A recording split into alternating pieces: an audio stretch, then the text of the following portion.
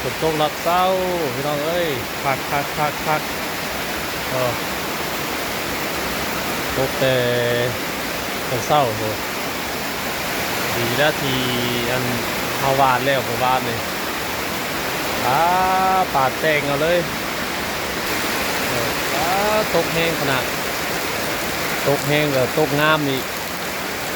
หลังจากที่มือวานนี่เนาะเอาบานเข่าลงไปกับเทวดาเป็นใจพี่น้องเลยเนาะโชคไล่ก็ยังมีโชคดีอยู่เด้เราหลังจากที่วานแล้วเรียบร้อยมือวานเนี่ยโจนทำจนมืดปิดวานแล้วมันนี่กับฝนห้วยเลยเหมือนนี้นะตกตกน้ำมาดิสินะตกแห้งตกหลับเศร้าบานเข่าแล้วคนขึ้นลงมาบานยังแต่บอลหนึ่งคักที่น้องไว้มาเนี่ยฝนตกหลับเศร้าเย็นชุ่มชื่น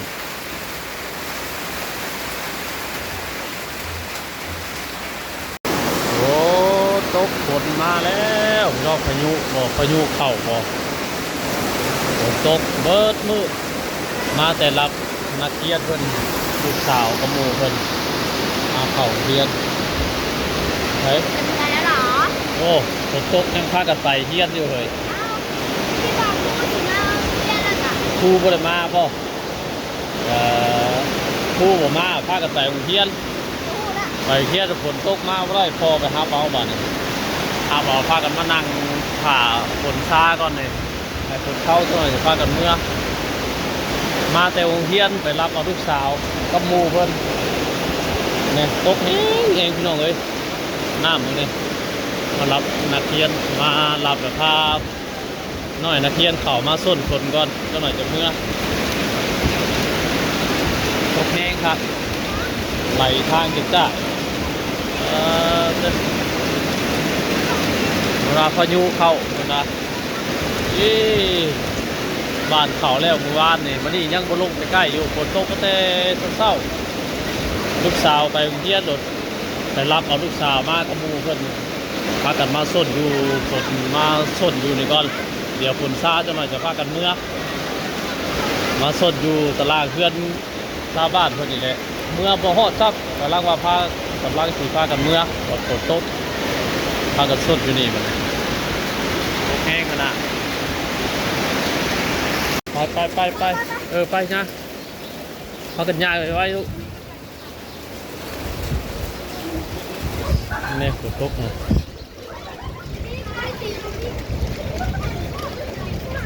ไปพักกันยายไว้บ้านนี้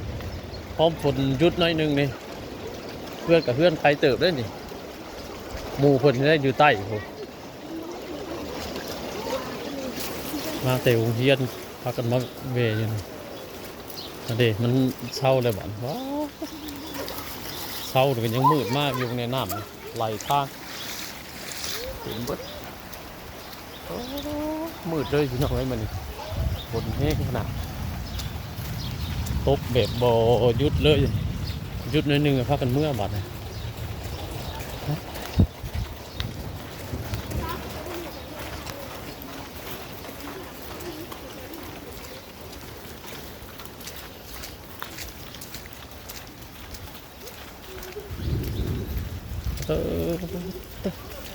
้ำไหลดินไหลหยาเลยแบบนี้ตกแต่เศร้าอันนี้ยังบ่หยุดอยู่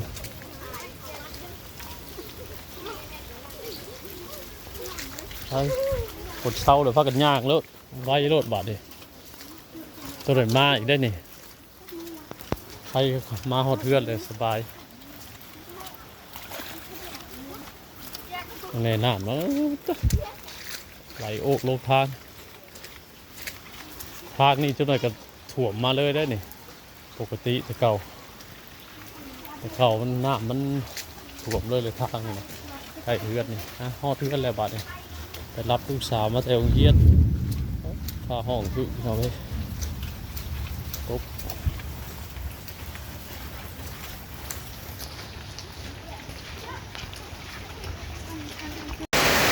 เรียบร้อยคงเขาเดียว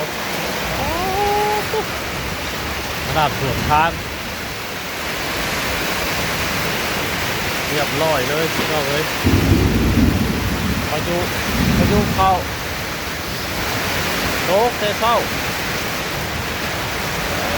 หลบกันเลยบาดแล้วกันบาดเข่าไว้อยู่วาดดิน้ำจิตถ่วมให้หน้าบาดดิเดี๋ยวลงไปเบิ้ลอยู่น้ำออกแกงน้ำมากพี่น้องเอ้ยบาดดิโอ้ยตายบาดดิแล้วกันบาเพื่อนที่ต้องค่อยพอดีให้เขาออกบาดดิเดี๋ยวลงไปน้ำเบิ้ลอยู่ให้หน้าบาดดิจักมันสิสูเข้าไปแล้วบ่จักโอ้ยแห่ขาดแห้งแดงเนาะติดเข่าก็เพื่อนเอาไปดูโอ้บาดอย่าผมมีแววว่าจะยุดอีกขับรถแน่โอ้แล้วปวดโอ้แล้วบาดนี้พอตุ๊กตาเอ้ยพอแล้วปวดว่าเรียบร้อยเอาเอ้ยแล้วกันโคตรตกคักตกแน่น้ำจนออกแกงไปหาเก็บจิโร่พี่น้องเอ้ยน้ำท่วมให้นะเป็นอันหนึ่งอันเดียวกันเลยคุณนะตอนนี้ฝนยังบ่เอื้อนยังบ่เศร้ายังบ่ขาดเม็ดอยู่แล้วกันน้ำท่วมหน้าค่อย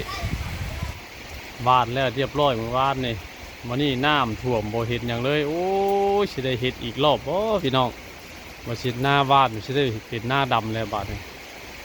เบิ่งแน่โอ้ยไผฮู้ว่าจักมือมันสิหยุดพี่น้องเด้อเม่นมาแน่จักมือมันสิหยุดอันนี้โอนทางให้หน้าค่อยถูกเดี๋ยวไปดูที่พินเดชโคตรโคหมูโม่บักแตงพี่น้องเอ้ยมันนี่น้ำออกเก่งเบิกซุ้มเบิกให้หน้าให้เนาะปูเปียกเบิดโคตรนะโอ้ยถ่วมเบิดเลยพี่น้องเอ้ยตายเฮ้ยกันใดกันดีอกดีใจกับทหารชาวนาเฮาเด้อสิได้กล้าได้มุ่งหวานนี่ยังไงก็จะได้เฮ็ดอีกรอบนึงพุ่นแหละว่าสิเฮ็ดรอบนี้มันแล้วคือสิบ่แล้วแล้วเนาะน้ำท่วมนี่พี่น้องเอ้ยหวานแล้วหวานนี่ท่วมไปเรียบร้อยมากวดเอาข้างในคันนาโอ้ไปปึ๊ดบ่ได้เหลือหยังเอ้ยตายโอเคพี่น้องเอ้ยน้ำเต็มให้หน้าเปิ้นบนอยู่พี่น้องพุ่นน่ะพูดว่าตกมือเดียวพอเลยตกเที่ยวเดียวตกเทื่อเดียวเบิ่งน้ำออกเก่งเอ้ยลงไปเบิ่งให้หน้าก่อนตกกระเตพันเจ๊กยังมันลงไปเจาะเบิ่งให้หน้าที่เห็ดวานนี่โอ้ยสวมเปดไปเลยพี่น้องเอ้ยเห็ดแล้วกับโบแล้วเนี่ย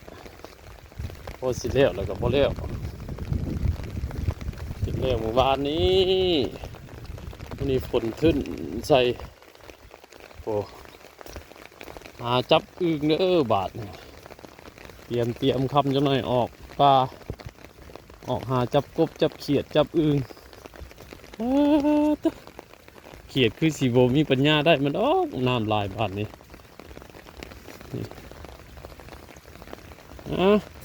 ฝนตกมาเลยพี่น้องเอ้ยดีอกดีใจจนไหนก็มีเนี่ยอยู่เนี่ยกินตามธรรมชาติตามฤดูกาลจนไหนก็มีหอยเนาะปูปลาขึ้นมาแล้วบาทนี่โอ้เร่งหาจับกบจับเขียดแถวนี้เสียงห้องสนั่นอยู่แล้วนี่โอ้ตกบนมือเลยลิ้นเลยบาทนี่ บ่หยุดแต่ผู้เช้าตอนบ่แม่นเช้าดอกประมาณที่ยัน11 12 โมงประมาณเที่ยงนี่แหละตกแห้งแห้งน้ำมึงเนี่ยตกเธอเดียวพอเลยตกเธอเดียวอิ่มเลยดินกะขนาดหน้าโน้นเลยมึงเนี่ยไปไปเบิ่งหน้าให้ใหญ่เข้าบ้านกูตายคักเรียบร้อยซอยเรียบพี่น้องเอ้ยเรียบร้อยซอยเรียบเปิ่นเวินอยู่หน้าให้ใหญ่เฮาเฮ็ดมือบ้านนี่โอ้ยโอ้นาดว่าปีนี้ว่าเฮ็ดไว้ก็ยังบ่ทันอยู่ตายแล้วมันสิบ่ได้เฮ็ดอีกรอบบ่อันนี้นะถ้าว่าเพิ่นตกแล้วเพิ่นหยุดให้เลยก็สิคายอยู่เบิ่งโอ้หน้าก็ลังไหลมาว่าหน้าให้ใหญ่นี่มันเป็นหน้าอ่างน้ำอยู่แล้วถ้าเฮาเฮ็ดช้าก็น้ำมาก็เฮ็ดบ่ได้แบบนี้แหละขนาดเฮ็ดได้แล้วก็ยังมีน้ำอ่างขังเมียนอยู่พี่มันสิออกบ่แหละพี่น้องบ้านนี่จังใดผู้เคยเฮ็ดนะ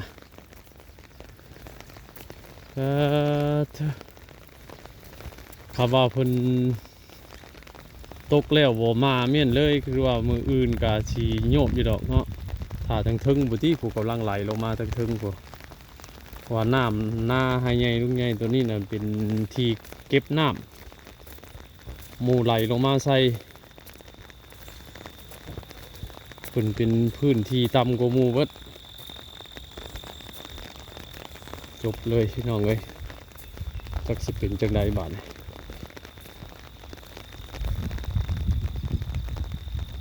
โอ้ยเอาจังใดดีบาดนี้ตะโกนสิว่าเลยพี่น้องเอ้ยบาดนี้เฮ็ดแล้วก็บ่แล้วมาอยู่แบบนี้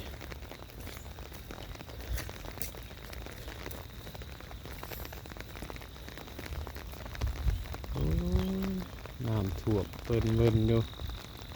มีแต่เอาน้ำออกเนาะมืออื่นคือเป็นมืออื่นพุ่นแหละเป็นไรเนี่ยพี่น้องเอ้ยไปบาง FC อีกคนเพิ่นก็ว่าคือเฮ็ดไวแท้จัดนี่แหละบ่ไวก็เฮ็ดบ่ทันซ้ำนี่ว่าไวอยู่ได้ปีนี้ยังบ่ทันอยู่ฝนขึ้นลงมาอังแบบนี้แหละเต็มเรียบร้อยนี่ก็น้ำกำลังไหลลงมาทางอื่นพวกกำลังไหลเข้ามาออกเก่งโอ้ยโอ้น้ำห่วยก็น้ำห่วยก็ตกเทื่อเดียวหลังจากที่ห่วยบ่ได้มีน้ำตกเทื่อเดียวขึ้นจนกลางฟังเอาละปวดโคพี่น้องเลย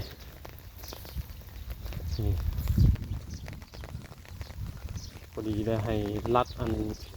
ตอนนั้นนี่เนี่ยแต่เห็ดมายังฝนยังบ่ตกใส่อยู่ตกทีเดียวเบิ่งขี้เหนียวขี้เยอะไม่ไม่ไหลไปปึ๊ดไม่ที่กองไว้ว่าสิไว้เห็ดลีเห็ดตอดน้ำนี่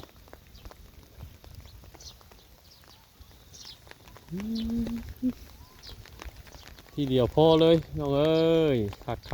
กฝนดีขนาดปีนี่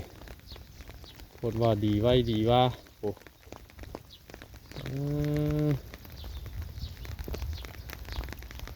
ตกทีเดียวอยู่เบิดเลย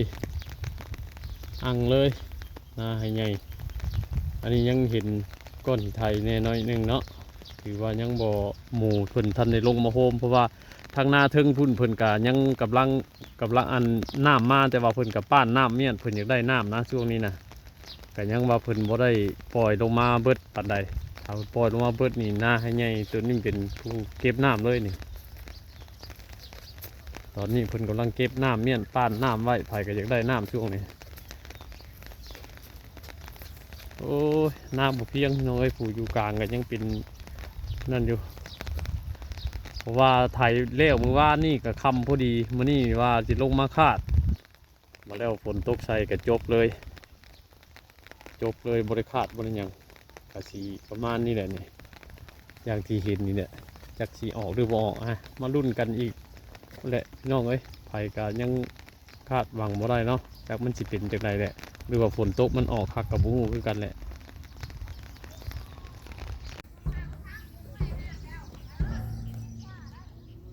โอ้ยังมืดมากอยู่ฝนก็ได้เสียงกบเสียเขียดแล้วมือแดงนี่หอดสนั่นอยู่ได้นี่ฝนตกแห้งสิ่งที่บ่อยากพ่อก็คือนี่เลยน้อยคันหน้าขาดปืนคันหน้าก็ขาดเหมือนว่าสีน้อยเนาะอันนี้เพิ่นป้าน2 เทื่อ 3 เทื่อเลยงับออกป้านก็กวงงับออกหมด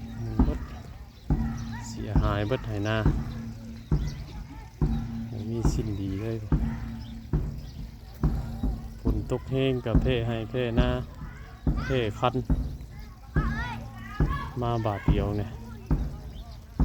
คันหน้าขาดเป็นตอนไปเลยไปให้โอ้ยไปลงน้ำเลย สบายจัง คุณเอามึงเนี่ยมูนะคุณเอา หมูครับ เด้นั่นน่ะ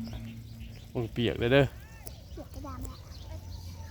มึงเหยียบหอยนะหายไป น้ำลายทั้งหมดพอมาเลยคือ